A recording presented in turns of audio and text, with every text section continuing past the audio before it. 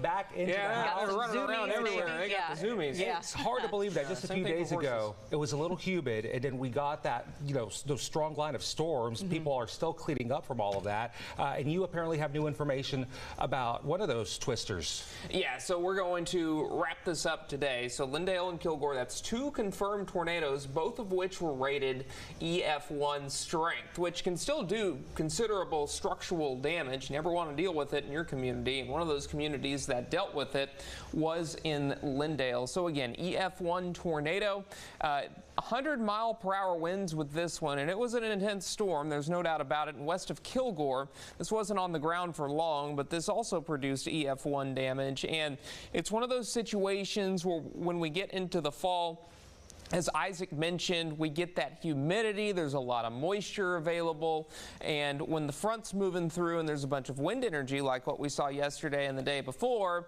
you get a lot of spin in the atmosphere, so you will often see these quick spin-up tornadoes, which are hard to initially detect, but they can do a lot of damage and cause a lot of problems like they did on Tuesday. In the aftermath of that, we have gotten pretty chilly. That's also pretty common. After storms move through, the front moves through with the storms, we dry out and we cool down. This ridge of high pressure continues to build in central Texas. We've got a front up to our northwest, and that will slide through the area. Now, as we look towards your Friday, this is Friday morning, 7 o'clock in the morning.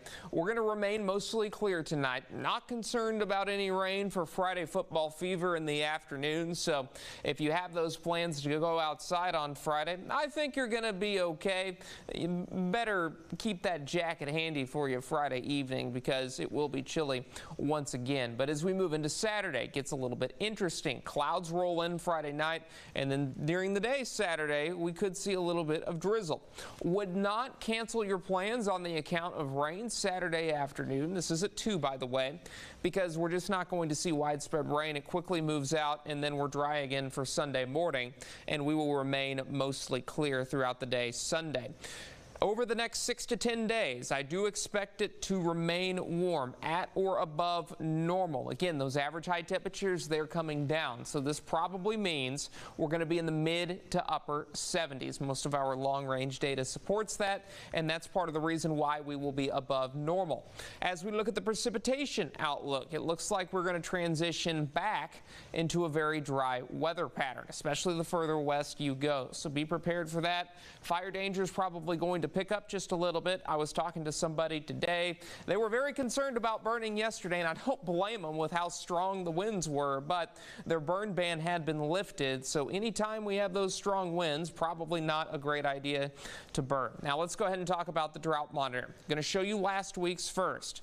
Looked pretty bad, but this week we have seen some major improvements. So we will take this, and today, not seeing as widespread of abnormally dry conditions as what we saw last week, and the drought is clearly gone from deep East Texas. But as we look at your temperatures, we're remaining in the 60s. We will have a couple of showers around on Saturday.